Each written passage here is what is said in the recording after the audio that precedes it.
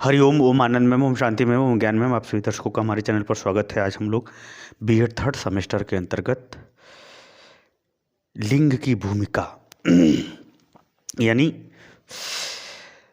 स्त्री पुरुष की भूमिका क्या होती है, सामान्य वे में हम लोग इसका अध्ययन करेंगे। वैसे संसार में जो कुछ भी हुआ है या हो रहा है या होगा वह सभी स्त्री पुरुष के ही माध्यम से किया जाएगा, परंतु सभी कार्यों के पीछे, सभी दायित्वों के पीछे ईश्वर की इच्छा या इस समाज की महत्वपूर्ण आकांक्षाएं भाग लेती रहती हैं, वो अलग बात है। अगर हम बात करें स्त्री पुरुष की भूमिका क्या होती है, भूमिका का मतलब क्या होता है? भूमिका का मतलब होता है उत्तरदायित्व, कार्य। यानी आप कौन से कार्य स्त्री पुरुष करते हैं, स्त्री पुरुष के कार्य का स्वरूप क्या है, वो कौन सी जिम्मेदारी उठाते हैं, उसी को हम भूमिका कहते हैं। तो जेंडर रोल्स मतलब कि ये है कि लिंग की भूमिका क्या है। तो सामान्य वे में एकदम बिल्कुल आप इससे जानने पहचाने से हैं।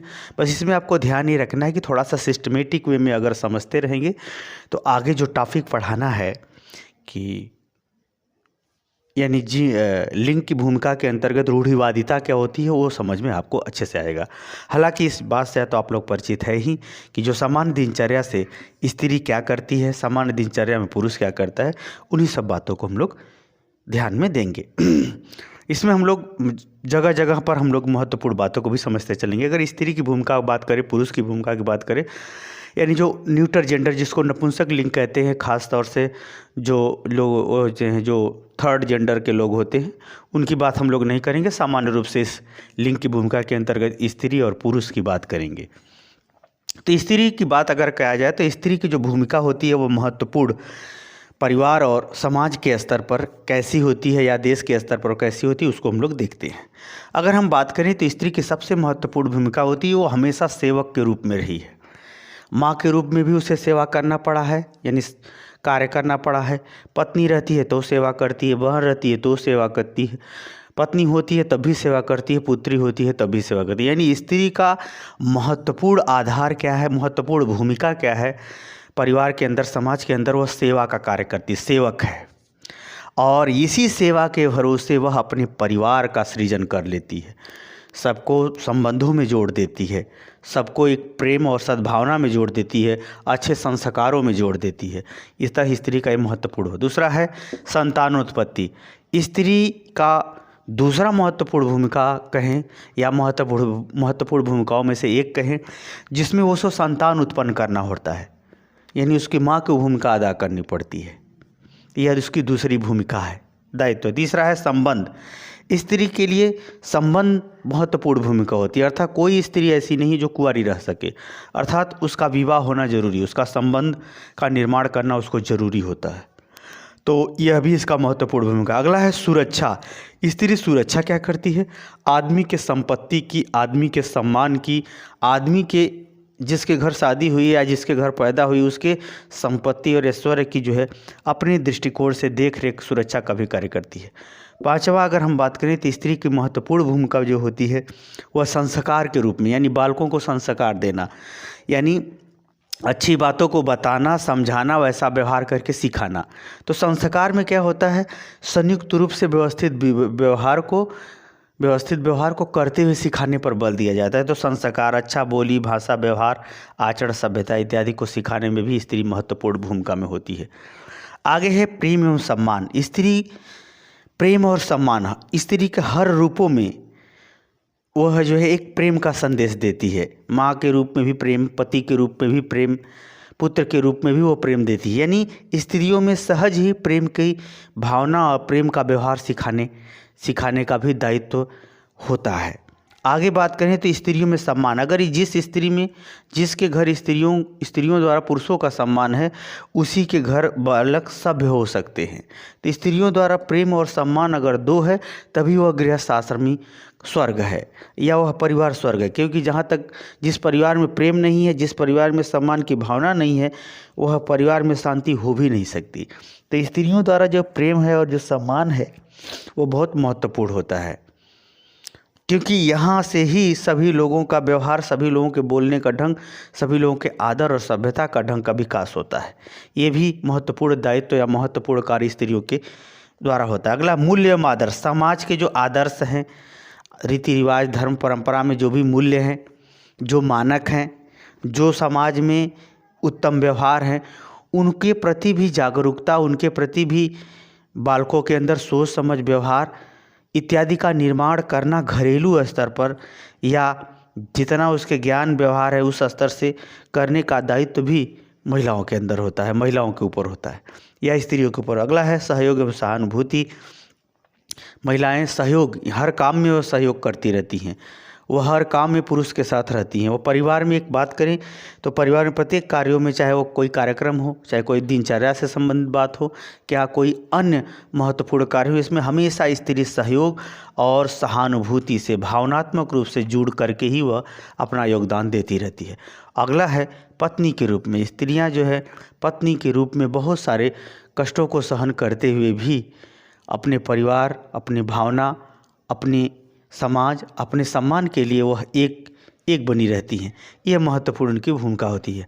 पत्नी के रूप में भी वो सेवा करती हैं और एक प्रकार से कहा जाए तो उनके जीवन का नव निर्माण इसी पत्नी से वाले भूमिका से होता है। ये स्त्रियों का महत्वपूर्ण भूमिका रहा। वैसे पुत्री के रूप में भी सेवा करती हैं, पत्नी के रूप में भी सेवा करती हैं, लेकिन ये जो है स्त्री के जीवन का जो पत्नी वाला स्वरूप है वो इनके जीवन का एक नया स्थान, एक नया व्यवहार, एक नया सिद्धांत, एक नया दृष्टिकोण, एक नई ऊर्जा, एक नया अपना स्थान के आधार पर वो विकास का स्वरूप तय करती है। तो इस प्रकार से ये महत्वपूर्ण स्त्रियों की भूमिका है। इसमें बच्चों का लालन पालन भी है, जो संस्कार के अंतर्गत मैंने बताया, ये सब महत्वपूर्ण भूमिका भी है। ये महिलाओं की महत्वपूर्ण भूमिका है। अगर हम पुरुषों की महत्वपूर्ण भूमिका की बात करें, क्योंकि जब तक आप दोनों जेंडर का आप नहीं समझेंगे भूमिका को, तब तक आगे की टॉपिक आप अच्छे ढंग से एक्सप्लेन नहीं कर पाएंगे। समझ भले ही जाए, समझना अलग है, लिखना अलग है, समझना अलग है, समझाना भी अलग है। हर प्रक्रिया अलग अलग है, तभी प्रकृति ने अलग अलग शब्द बनाया है। तो आइए पुरुषों की भूमिका देखें। तो पुरुषों की महत्वपूर्ण भूमिका होती है सुरक्षा। किसकी सुरक्षा? स्त्री की सुरक्षा, स्त्रियों के मान सम्मान की सुरक्षा, धन संपत्ति की सुरक्षा, ये सब महत्वपूर्ण होता है। अगर जो पुरुष स्त्री की रक्षा नहीं कर सकता तो वह फिर उसका कोई अपना अच्छा परिवार भी नहीं हो सकता।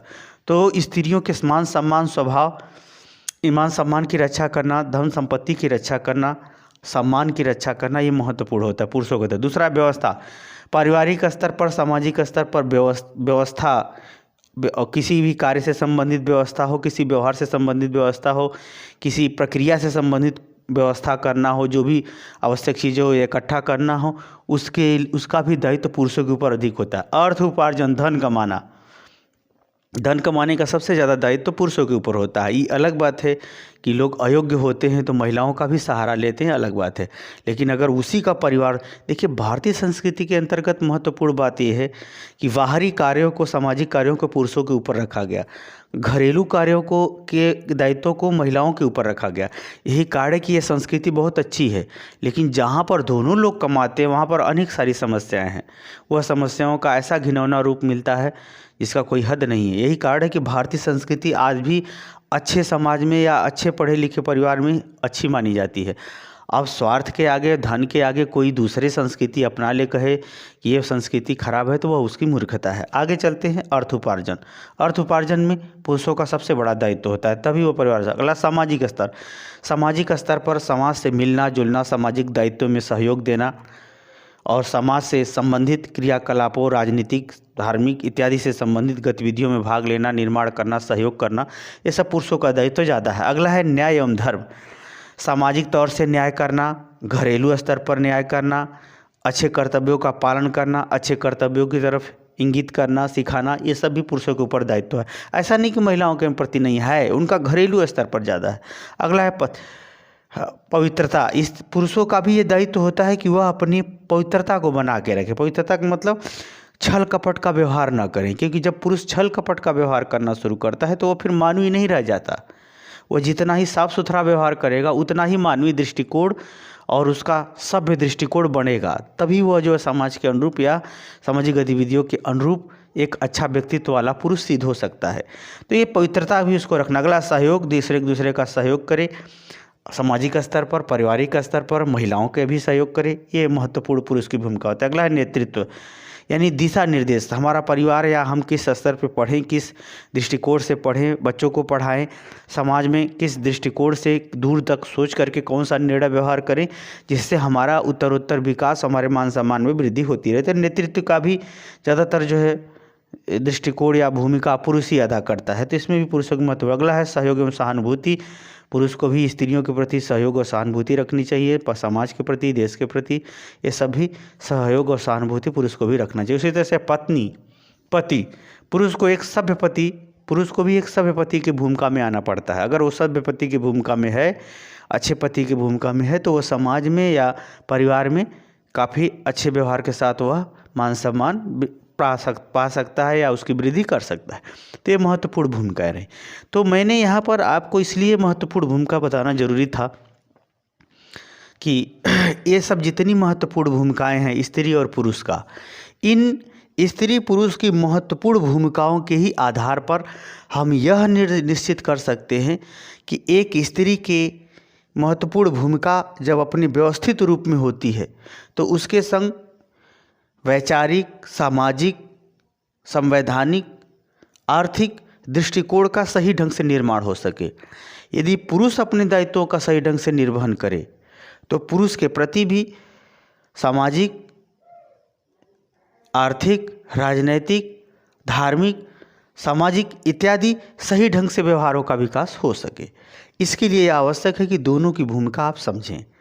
अब आगे की टॉपिक में हम लोग पढ़ेंगे कि इस लिंग की भूमिका के अंतर्गत रूढ़िवादिता क्या है, एक ऐसी सोच जो स्त्री पुरुष के स्वस्थ व्यवहार में बाधा का काम करती है, उसी को आगे पढ़ेंगे। फिर उसके बाद उसका निवारण क्या होगा वो पढ़ाया जाएगा। मुझे उम्मीद है कि स्त्री पुरुष के भूमिका का स्वरूप आप समझ गए होंगे। समझ गए तो कमेंट बॉक्स में ज़रूर बताइए। साथ ही मेरे चैनल को लाइक, शेयर, सब्सक्राइब भी कीजिए। हरिओम।